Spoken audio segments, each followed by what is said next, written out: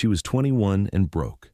No family left to take her in, no roof of her own, just a small carved boxwood Lanzadera shuttle worn warm by 4 generations of Basque women's hands, a single-thumbed page from her Amona's weaving book sewn into the lining of her coat pocket, and 5 single-dollar bills she had earned washing dishes at a small Basque boarding house in Boise. And with that $5, she bought a rusting cedar-bowed sheep wagon parked alone on a high sagebrush bench 4 miles up Camas Prairie Road in the small ranching community of Haley Junction in Camas County, Idaho, in a stretch of the high desert that had not heard the soft click of a Basque boxwood shuttle moving through warp threads inside a sheep wagon since the long winter camp of 1963. The white canvas top had gone gray and pulled along the south seam. The hand-painted cedar boards of the wagon hood had cracked in the dry sun. But what nobody knew, least of all Mylan Etzeberria herself, was that folded flat and pressed under the hand-built sleeping bunk inside that wagon, in clean linen for 61 years, was something her Amona and her Amona's Amona had woven there across generations that would change her life forever. Before we go on, if you love stories like these, take a moment and subscribe, and tell us in the comments where you are listening from tonight. We love to see how far these stories travel. She had seen the wagon on a hand-printed card thumbtacked to the bulletin board of the small Camas County Co-op in Fairfield in soft pencil. Sheep wagon, half-acre, sagebrush bench, $5 or best offer. See Mr. Pello Aramburu at the courthouse. She had $8.40 folded in the inside pocket of her flannel workshirt, the last of 3 weeks of boarding house wages. She walked the half-mile down to the small Camas County courthouse on a cool Tuesday morning in early October, and she asked the woman at the front desk for Mr. Pello Aramburu by name. Mr. Aramburu set down his pen when she said her name, looked at her over the top of his bifocals, and went very still. "Etzeberria," he said slowly, "from Haley Junction. You'd be Itziar's granddaughter then." Mylan nodded once. He folded his bifocals and walked back into a small storeroom, and came back with a heavy iron key on a piece of plain rawhide twine, the iron warm from being held in a drawer for a long time. $5, he said. "We have been keeping this key 61 years. Your Amona left it with my father back in 1963, and she told him plain, hand this to whichever Etzeberria girl walks back up Camas Prairie asking after the wagon." She paid him 5 soft paper dollars and signed her name, and he walked her to the door and set his old hand for 1 second on her shoulder. "The wagon has been waiting on you a long while, hon," he said very softly. "Go on up there before sundown." She had grown up with the smell of raw wool and juniper smoke, with the deep grease-warm smell of unwashed fleece coming off a sheep at shearing, with the cool, clean smell of carded wool laid out on a spreading board, with the sharp green smell of juniper branches burning in the small sheet iron stove of a sheep wagon at winter camp, with the warm bread smell of tallow cornmeal cakes browning on the stove top, with the deep grass smell of summer high country sagebrush where the bands grazed in August, and with the dim cedar smell of the wagon itself, breathing slow out on the bench in the cold of a November dusk.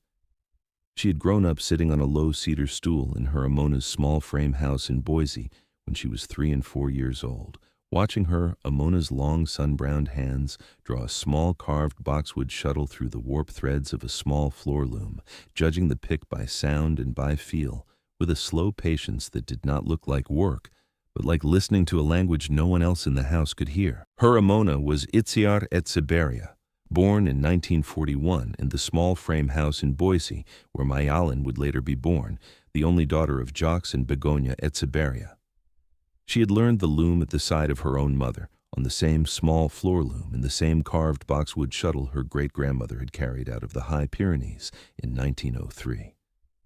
Itziar was small and quick, with the sun-browned hands of a Basque sheep camp woman, her white hair worn in a single long braid down her back. Mylan had called her Amona from the first day she could shape the sound. Mylan's mother, Edurna, had gone to Reno when Mylan was 3 and had not come back, and Mylan's father, Iker, had been killed in a sheep camp accident on the Pioneer Range when she was 8, so the years had belonged to Amona from the time Mylan could walk a camp path without stumbling. She learned to tell summer-grazed wool from winter-shed wool by the smell of the lanolin before she could read. By 8, she could card a small fleece on handcards without tearing the staple. By 12, she could read a fleece. She could stand at her Amona's elbow at the spreading board and see, before her Amona told her, whether the fleece would spin clean fine yarn for a basked sapala beret, or whether the wool was rough and short and would only make heavy stocking yarn for camp socks, whether the lanolin was bright and oily, or whether the sheep had been on dry feed and the wool would need a wash before spinning. By 18, she had spun her own yarn for 4 winters, woven her own first dark blue sapala on the small floor loom in her own hand, and learned every one of the 17 weave counts Amona said an Exibaria woman had to know before she was allowed to mark her own initials inside the band of a beret. Amona, on a warm Saturday morning in October in Mayalan's 18th year, walked out of the small kitchen with a single dark blue boiled wool texapala wrapped in clean linen and laid it in Mayalan's hands at the back door and said, "You are an Exibaria woman now, child. The wool knows you, the shuttle knows you, the wagon knows you." And then she said, in her quiet way, "And there is one thing your Amona has not yet shown you, because the wagon herself had to choose the morning. Come up to Kama's prairie with me." But before Mailan or Itziar, there had been Garazi. Garazi Etsibaria had come down off a ship at the port of New York in the autumn of 1903, 22 years old, with her young husband Idaho Etsibaria, a small wooden trunk holding everything they owned, and a single cedar box of dried Pyrenees wool-fat soap, the carved boxwood lanzadera shuttle her own grandmother had used in the high mountain valley of Baigori, and the rough plan for a Basque sheep wagon drawn out by Ater's uncle on a piece of brown butcher paper the night before they left the village. The Etsibarius had taken the train west across the country and walked north out of Reno into the high Idaho sagebrush in the spring of 1904, and they had stopped on a high open bench above a clear branch in northern Camas County, because the slope ran clean and gentle, and the bunchgrass stood thick to the knee the way the high pastures of Baigori stood in May, and Garazi had stood at the bench with the cedar box at her feet, and she had said, in the slow, careful English she was still learning, "This is the place. The bench is here. We will build the wagon here." She had been 23. She had no money to speak of, and no wagon and no loom, and no one in Camas County who believed a young Basque woman knew how to weave Pyrenees-lined boiled wool inside a sheep wagon on a high Idaho bench. But Garazi had set her hand on the running gear of a borrowed wagon undercarriage, and she had begun. She and Ader built the cedar-bowed sheep wagon body on the borrowed undercarriage across the summer of 1904, 18 feet long and 7 feet wide, cedarboard sides and a curved cedar bow roof under a sheet of clean white canvas, a small sheet iron stove at the front, a hand-built sleeping bunk at the back, 2 narrow benches along the sides that lifted to reveal storage cavities below, and a small fold-down work table built against the south wall under a single small 4-paned window. Garazi set up her small floor loom against the north wall of the wagon in the autumn of 1904. She wove her first dark blue texapila on the loom in November. She kept the wagon for 48 years. She added a hand-built spinning corner in 1912 and a second wool carding bench in 1921. She trained her granddaughter Begonia at her side, and Begonia trained her daughter Itziar, and the sheep wagon on the Camas Prairie bench held its loom and its wool through 59 high desert winters, through Garazi and Begonia and Itziar, until the long winter camp of 1963, when Itziar was 22 and her own mother Begonia had just gone, and Itziar closed the wagon's small split door on a cold October evening, walked down off the bench, and did not climb back into the wagon for 61 years. Amona had 3 rules for the wool. The first was this: the wool is the gift, child. You do not own the fleece. The sheep give the fleece every spring as their gift to the woman who tends the band, and you do not take what the sheep cannot spare, and you do not waste a single staple, and you say thank you to the sheep at the shearing every time, whether anyone is listening or not. A weaver who thinks she owns the wool is a weaver who will lose her loom inside one winter. The second was this: the wagon is the loom. The small floor loom, set against the north wall of an Idaho sheep wagon at the end of October, when the snow is just beginning to drift down across the high bench, and the small sheet iron stove is ticking warm beside you, and the Lanzadera shuttle moves through the warp threads with the slow, soft click of cured boxwood, that is the only place a true Pyrenees-lined tapila can be woven, because the wagon is the loom, and the loom is the wagon. A weaver who thinks she can weave a Basque beret in a city kitchen is a weaver who is fooling herself. The third was this. The shuttle is the family. The carved boxwood Lanzadera your great-great-grandmother carried out of the High Pyrenees in 1903 has moved through the warp of 4 generations of Etxeberria women, and the wood has been warmed by every pair of hands it has known, and the boxwood remembers. When a Basque woman is gone, the next Etxeberria woman picks up the shuttle the same morning with her own hand, and she draws it through the warp once before she sets it down. That is the family. Mind the shuttle above the other 2, daughter.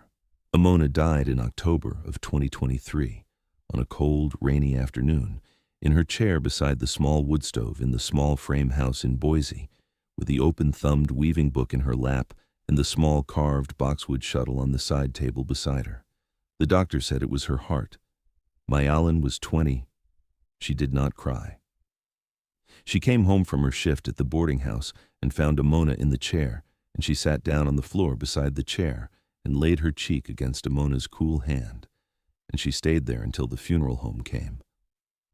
She picked up the small carved boxwood shuttle herself that night and drew it slow through the warp threads of the small floor loom in the front room once in her own careful young hand, and only when the shuttle was set back on the loom bench did she sit down beside the cold wood stove and finally let herself cry. The small frame house in Boise belonged to the bank, because Amona had taken a small second mortgage on it during her last sickness, and within 4 months of Amona's funeral, the bank had come and asked Mayalin to be out by the 1st of October. She had left with the small carved boxwood shuttle Amona had pressed into her hand on her last clear afternoon, a single thumbed page torn carefully from Amona's weaving book, sewn into the lining of her coat pocket, a small canvas bag of her clothes, and the photograph of 3 women standing beside the open split door of the sheep wagon on the Kama Prairie bench in 1948. If these stories are reaching you tonight, take a second to subscribe. It truly does help us keep making them.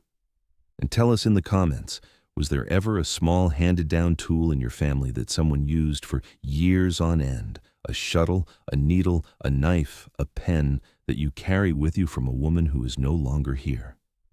The 4-mile walk up Kama's Prairie Road from where the borrowed pickup would no longer make the rough gravel was steeper than she remembered. The sagebrush flats opened wide and silver-gray to the east as she climbed, and the high Pioneer Peak stood blue and snow-touched to the north. The thin, clear branch came down off the bench in a narrow ribbon along the right of the road. The sky was the cold, pale blue of high desert October, and the bunch grass was already going gold across the bench. She found the small fieldstone fire ring of an old summer camp first, 4 courses of basalt in a square of bunchgrass where Garazi had cooked her first tallow over open flame in 1904, and just beyond the fire ring, parked alone on the high sagebrush bench facing south, the cedar-bowed sheep wagon. 18 feet long, the curved cedar bow roof under a sheet of canvas gone gray with 61 years of weather. The south seam pulled and patched and pulled again, the white-painted cedar board sides silvered and split, the hand-painted Icurnia and the 4-generation initial mark on the wagon hood cracked and faded but still legible. The running gear of cast iron rusted dark, the small split door at the back closed and warped on its hand-forged hinges. She did not cry. She fitted the heavy iron key into the rusted iron lock of the small split door, worked the key for the better part of a minute until the wards remembered how to turn, and the bolt slid back with a small dry click, and the small split door eased open in 2 halves on its hand-forged hinges. The cool, dim breath of the wagon came out to meet her, dry cedar and lanolin and the faint, warm, sweet ghost of juniper smoke from 61 winters of small stove fires. She stood in the doorway a long minute, then she lit her Amona's small brass kerosene lantern, and she stepped up onto the cedar floor of the wagon. The inside of the wagon was 18 feet of slow, dim cedar air, the curved cedar bow ceiling tight at every joint, the small sheet iron stove at the front of the wagon, cold but whole, the small four-paned window at the south wall catching the cool October light, the two narrow side benches still down on their hinges, the hand-built sleeping bunk at the back of the wagon, clean and dry under its hinged plank lid. Against the north wall of the wagon, exactly where Garazi had set it in the autumn of 1904, stood the small floor loom. The cedar frame silvered with age, the heddles in the reed dark amber, the warp threads still strung tight across the harness from a piece that had never been finished, the carved boxwood lanzadera shuttle resting in the shed of the unfinished cloth where Itziar had laid it down on the cold October evening of 1963. She walked slowly to the loom. She set the small brass kerosene lantern on the work table under the south window. She drew the small carved boxwood lanzadera shuttle from her coat pocket, the one Amona had pressed into her hand, and she laid it gently in the shed of the unfinished cloth beside its older sister, the one Garazi had carried out of Baigori. The two boxwood shuttles lay together in the lantern light, the wood warm-toned and dark with the hands of 4 generations of Etseberia women. Then she remembered, very clearly, a thing Amona had said one Sunday afternoon over coffee in the small kitchen in Boise when Mayalin was 16. The good sheep wagons, child. The Etseberia wagons.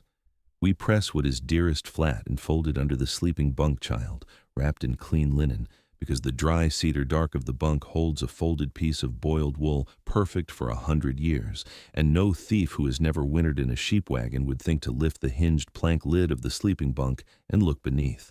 Myelin knelt at the foot of the hand-built sleeping bunk and lifted the hinged plank lid. The cool, dark, dry cavity beneath was exactly the depth of a folded piece of boiled wool. And it was there.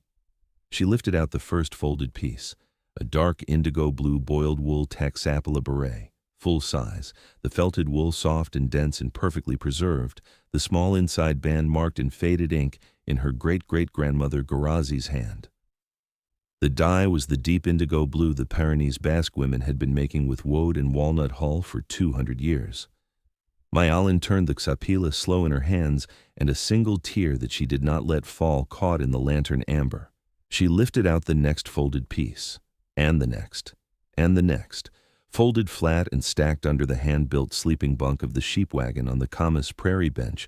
She found, that long October afternoon, 83 dark indigo blue boiled wool Taxapalas, each one woven by a different one of 4 generations of Etseberia women in a different winter camp on a different Idaho bench, each one marked inside the band with the year of weaving and the initials of the weaver and the name of the band of sheep grazed that summer. Garazi, 1904, the first winter on Camas Prairie.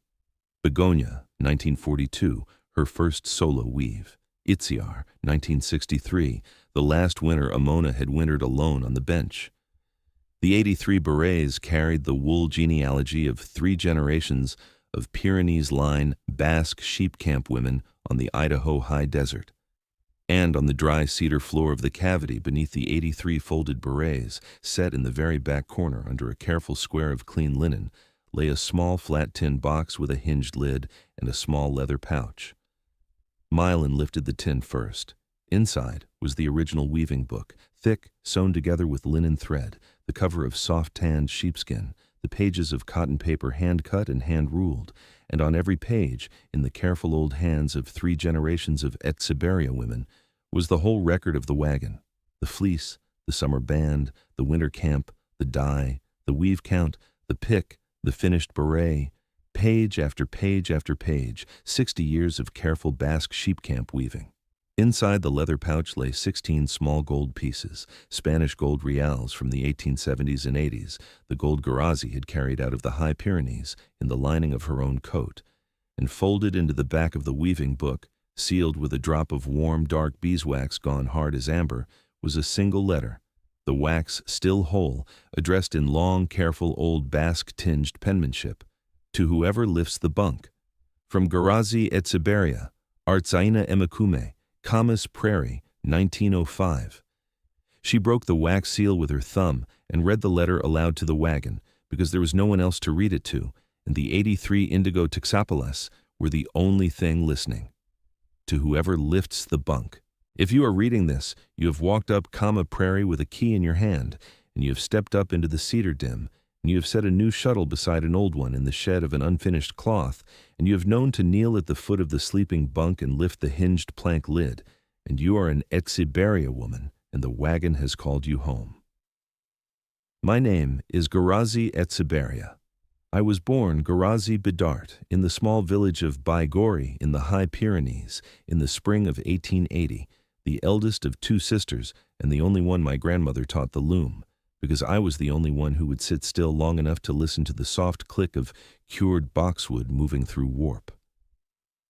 I came across the ocean with my husband Ida in the autumn of 1903 with a small cedar box and a carved boxwood Lanzadera shuttle, and we came up out of Reno into the Idaho high desert in the spring of 1904, and I stood on this bench in late May, and I knew, the way a woman knows a thing once and keeps it for 50 years, that the bench was the bench. The Tixapalas folded beneath this bunk, daughter, are not money. They are not gold. They are better than gold, because gold buys a winter, and a folded boiled wool Tixapala woven in the cedar dim of an Idaho sheep wagon and kept clean in dry linen for 100 years can be set on the head of a Basque grandson at his wedding. The gold in the leather pouch is the small grease that keeps the inheritance dry, and I trust you will not spend it for any reason other than to mend the canvas top or replace the cedar bows or rehang the hand-forged door of this wagon. Do not move the wagon from this bench. Do not let the loom go cold. Pick up the carved boxwood shuttle the morning after a Basque woman is gone and draw it through the warp once with your own hand, and the family will not end. The shuttle is the family. The wagon is the loom.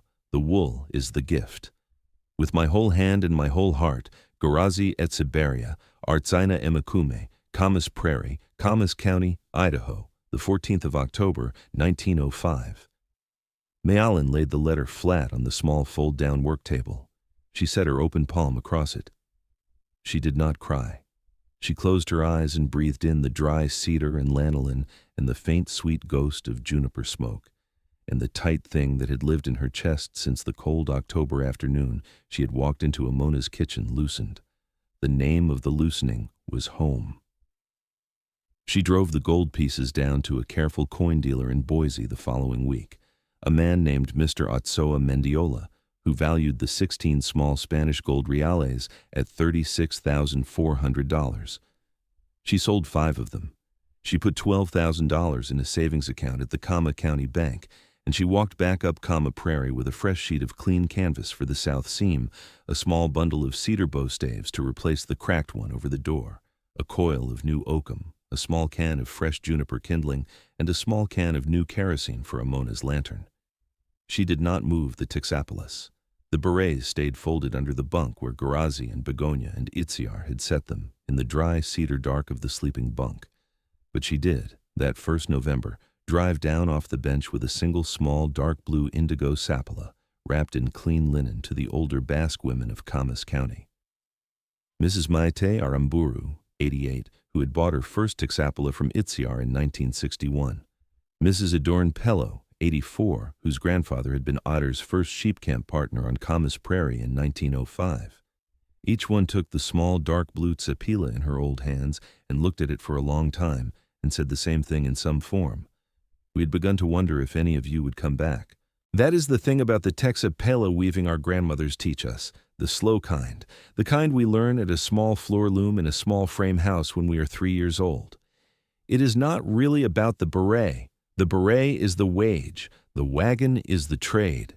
The trade is the small floor loom set against the north wall of an Idaho sheep wagon at the end of October, and the soft click of a carved boxwood Lanzadera shuttle moving through Pyrenees line warp, and the 83 folded indigo blue Tixapalas pressed flat under a hand-built sleeping bunk for 120 years. The trade is the older Basque women of Camas County who walk out to their porches in November holding a small dark blue Tixapala in their old hands and weep quietly and say, "We had begun to wonder if any of you would come back." The trade is, above all, the truth Garazi wrote in her letter on the 14th of October, 1905. The shuttle is the family. The wagon is the loom. The wool is the gift. We are only the next pair of hands. Myelin Etzeberria was 21 years old and broke. She had $5 to her name, and she spent them on a rusting cedar-bowed sheep wagon parked alone on a high sagebrush bench 4 miles up Camas Prairie Road in Haley Junction in Camas County, Idaho. It was the best $5 she ever spent. If this story has kept you company tonight, thank you for sitting up with us. Sleep well, breathe easy, and see you in the last warm light of the day.